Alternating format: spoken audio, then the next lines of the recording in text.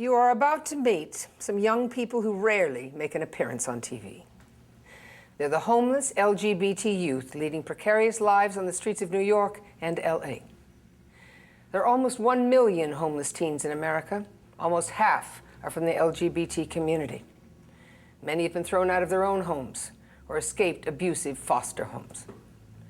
They often enter a world of survival sex as they struggle to make a living. But it is there, on the streets, where 20,000 young people under 21 are infected with HIV each year.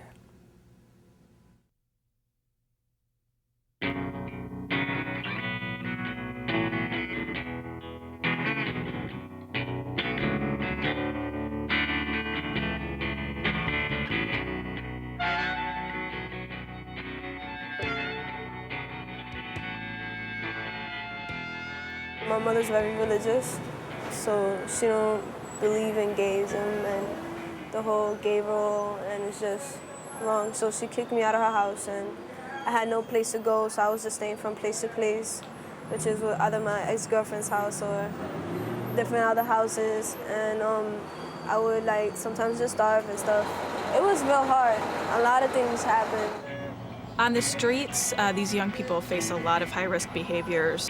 You know, they have to survive, that's first and foremost. And in order to survive, there's a lot of things they might do, and one of those things would be survival sex. I see a lot of kids going to get money, and to where they stay a lot is it's called the Stroh.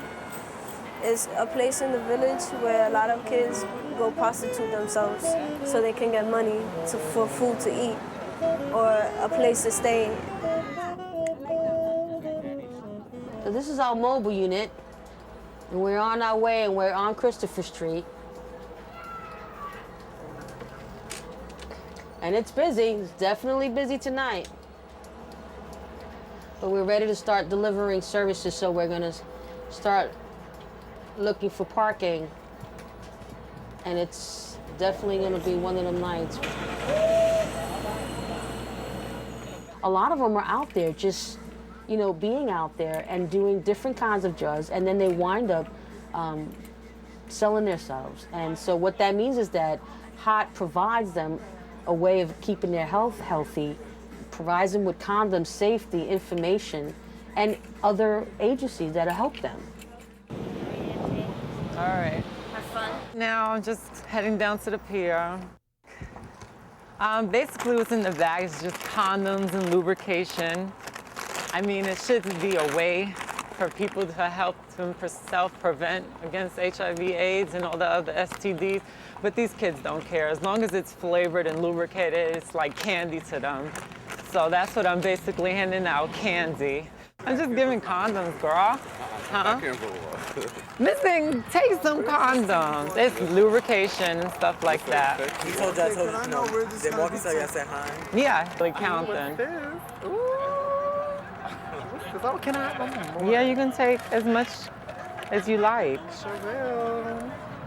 Oh, this one's cute, peach. Peach, you know, it tastes delicious It sure too. do. I don't know if it tastes good. Wow, look, you have banana, you have cool mint. And I have caramel cream and I like watermelon this. and all this other stuff. Wow. Would y'all like some condoms and lubrication? Oh, yes, condoms. Condoms. That's so silly. Hold on. What's that? Condoms and lubrication and a party. Look, we got a free party. From when I came out, I mean, the kids out here just got younger and younger. They're starting at ages 11 just coming down here. So, I mean, each year I think the age range gets lower and lower.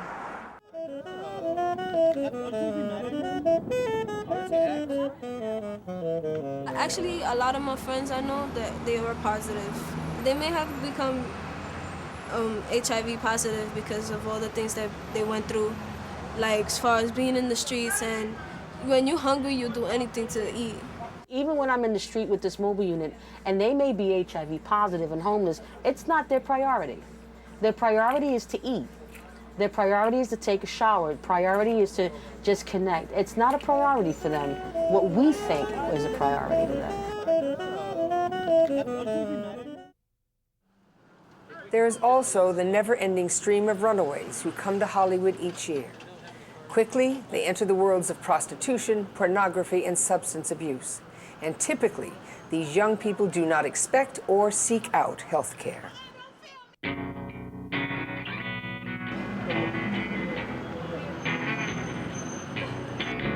Well, living at home was hard though because my dad was a drug lord and my mama got killed when I was young. I came from the foster care system. This guy came up to me, he was like, hey, you wanna come to LA with me? And I was like, yeah, and we was gonna come down here for like LA Pride. So I was like, I wanna come, so I did it. And I didn't have no remorse, I just did it because I just wanted to see, I wanted to like see the world. I wanted to become an actress.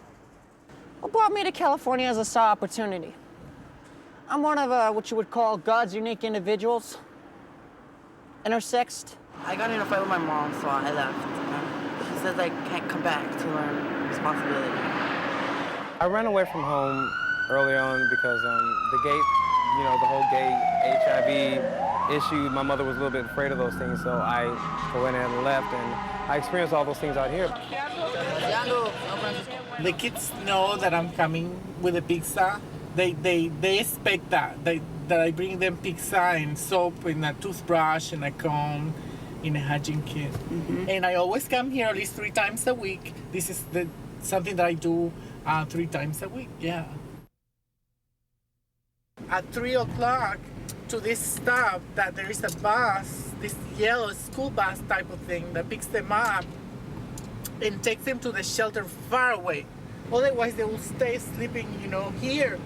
And the worst thing about it is that if they stay, they're gonna get preyed on for sex, and they can get HIV and other things. And that day, one day can be a disastrous day for them because that might be the day that they can get HIV. So even if it is 2 days out of the week that they are not staying here to be preyed on, that makes a difference in the long run. Pizza, hygiene kit.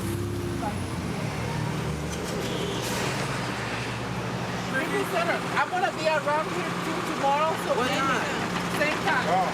Okay. They're going to go to a shelter right now with those older people. Some of them, they can take advantage of them. They could have been, a lot of them could have been 16, 17, 15, and that's why issues happen. I'm gonna meet you tomorrow. Okay. Round 1 at the center. Yeah, meet me around tomorrow, same time. Okay. I've known him for at least a year. They always get the same stuff. I cannot push them to get help or to make that change. But when they're ready, they'll let you know because we already have that report. And if he's willing to do that tomorrow, I will be there for him.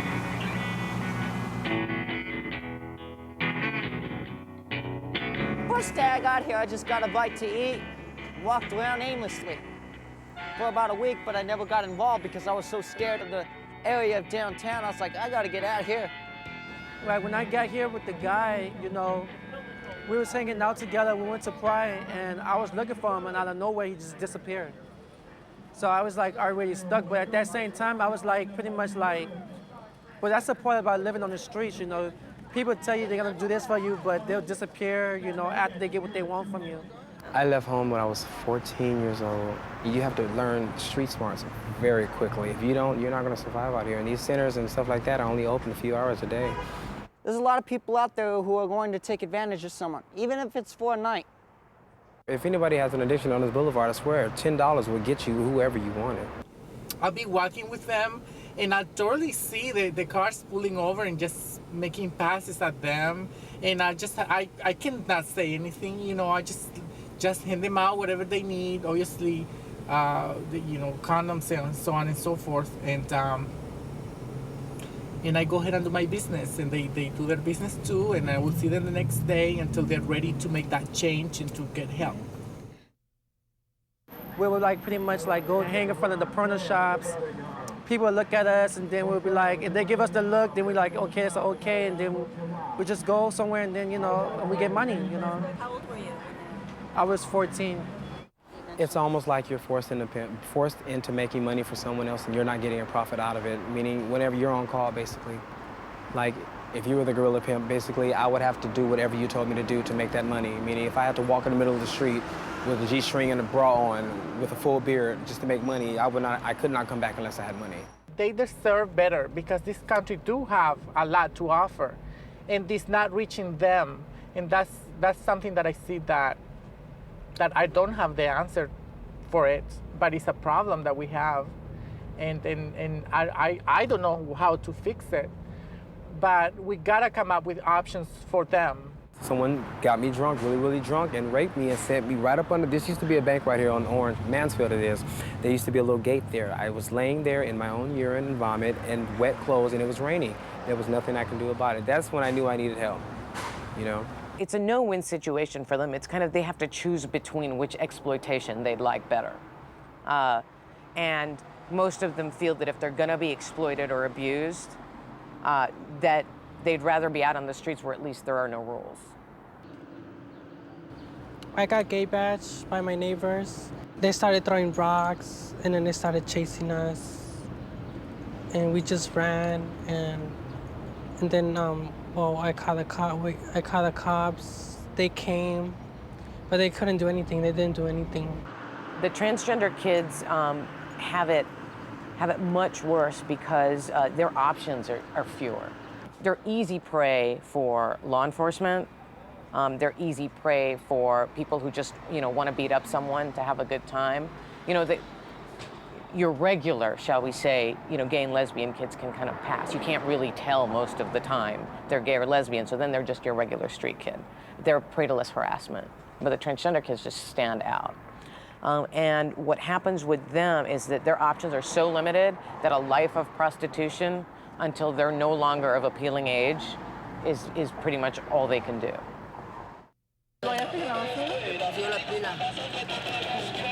¿Cuál es tu nombre completo? Miguel Ángel Morgón Márquez.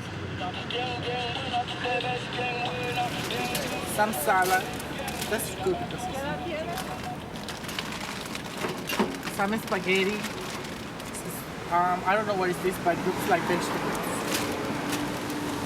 And that's it. We're all set to figure it out.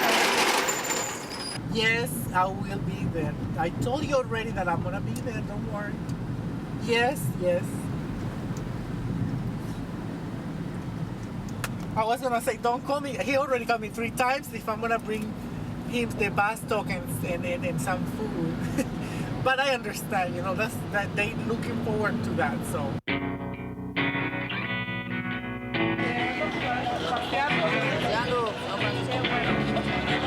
I'm sending him to a shelter right now, and they're telling me that they've been to that shelter already, and they cannot go there because they don't have ID. They're undocumented. He's gonna be sleeping on the freeway tonight. That's where he's been sleeping for the last week. And same case with this other one. They don't have ID. The shelters won't take him, and they're young. He's only 19. He's been on the street for 2 years. Why? Because of the ID that they don't have.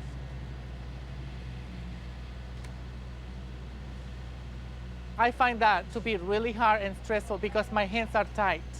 They are. I can only do so much. I wish I could make him an ID right now so he doesn't have to be sleeping on the street, but I can't. It's really painful. It really is. If they have a medical necessity, I send them to the mobile unit where they can get HIV tested, they can get syphilis tested, gonorrhea, chlamydia, and other STDs that are very, very, very, very common among this population of youth in downtown LA. I'm going on 3 years having HIV right now, and it's been hard. Out of 100 people, 98 probably have it, and maybe 50 of them don't even know they have it, so they just keep infecting each other. I mean, we're hurting each other, that's all we know. And I would never want to do that to someone else because I would never want someone to have to tell their mother the way I told mine. I cried. My mother didn't cry. I cried. They're hungry and they need clothing and they need a place to go to sleep and they need the money. And if anybody's in that position, anybody will do anything to survive. Yeah. When I get here in LA, I was, telling God why I'll be like right here. I think it was better in my country. but it's like I was, you know, sleeping in the street, you know, everybody looking at you, and I was young, you know. And it's kind of hard to remember either, too, because I don't want to remember all that. Yeah. I used to go to the Burger King when I don't have nothing to eat, so I just drink soda, you know, the machine that are outside. So I just get a cup from the trash can and get soda. That's the only thing that I ate. If you could see yourself in 5 years, where would you like to be? To finish school, I'm interested in education and human services. I want to go back to Texas. Yeah. Trying to go to college, to East LA College. Kind of more like an artistic future. To study music, which is my passion. I want to do my own clothing line, which, you know, I do stuff like this, the pants, the pink. What I dream of? I'm sorry, this may seem like a short thing, but I dream of just, you know, waking up healthy tomorrow. Seriously, that's the best dream I could possibly have. Waking up healthy, you know, still knowing that I still have those 10 friends maybe out of all the hundreds I've met over the years. You know.